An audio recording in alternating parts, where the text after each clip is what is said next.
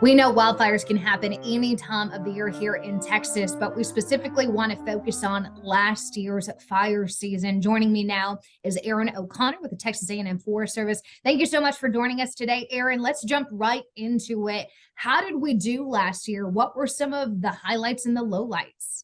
The 2022 wildfire year was certainly the most significant year that we have had in the state of Texas since 2011. I think most people that live here remember that year. It was very, very busy, very destructive fire year.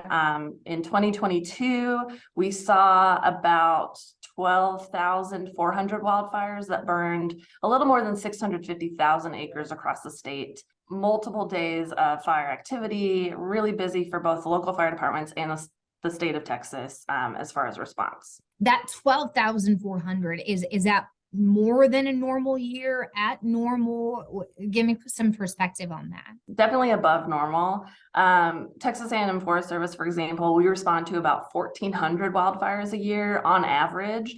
And last year we were well over 2,000. And that's just our organization. Every year is different. It certainly depends on the environment and the fuels conditions, the weather.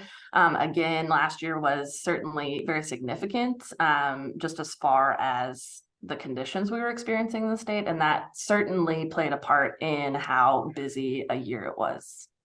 Was there a certain part of the state that saw more fire activity than the other? I know here in Central Texas, I mean, we're still battling some pretty severe drought conditions. We had 224 out of the 254 counties that experienced wildfire last year. So it was pretty much across the state. As far as impacts go, people and property, I mean, how did we do there?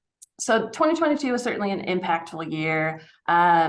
Overall, there was about 411 homes that were destroyed throughout the wildfire year.